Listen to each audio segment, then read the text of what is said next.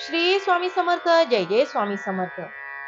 सर्व भक्तांचे माझ्या चॅनलमध्ये स्वागत आहे. आज चैत्र शुद्ध अष्टमी, श्री तुळजाभवानी उत्पत्ती दिन. आजच्याच दिवशी माता पार्वतीने तुळजाभवानीचा अवतार घेतला होता असे म्हटले जाते. कथा अशी आहे की स्कंद पुराणातील सह्याद्री खंडात श्री तुळजाभवानीची अवतार कथा दिलेली आहे. कृतयुगात कर्दम ऋषी पत्नी अनुभूती तपस्येत असताना कुकर या दैत्याने तिचे पावित्र्य भंग करण्याचा प्रयत्न केला. तपस्वी अनुभूतीने पावित्र्य रक्षणासाठी देवी भगवतीचा धावा केला. देवी भगवती साक्षात प्रगटली व कुकर या दैत्याशी युद्ध करून त्याचा वध केला.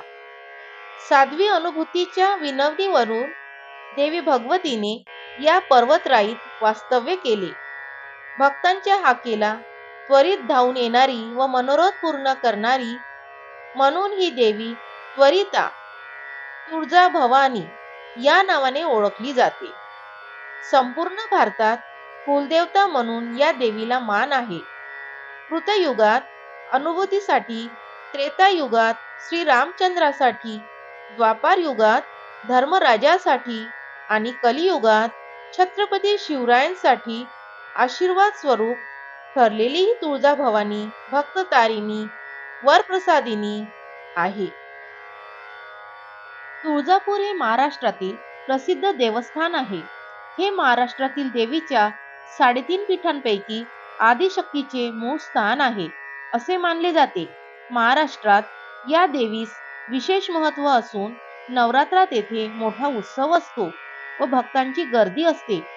तुळजा हे त्वर्जा या शब्दाचा अपभ्रंश आहे असे सांगितले जाते. धाराशिव जिल्ह्यात असलेले हे देवालय सोलापूर पासून प्रवासाच्या दृष्टीने अगदी जवळ आहे.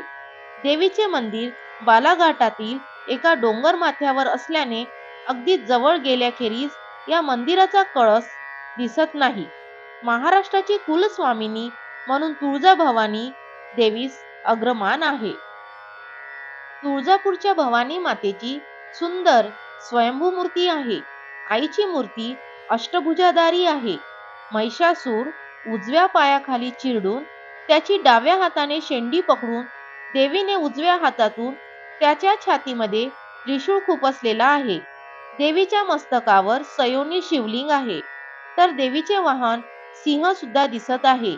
देवीने असा अवतार धारण करावा आणि सज्जनांचे रक्षण करावे म्हणून अनुभूती या ऋषी पत्नी स्वतःचे डोके जमिनीवर आणि पाय वर आकाशाकडे करून देवीची तपश्चर्या करताना मूर्तीवर दिसत आहे.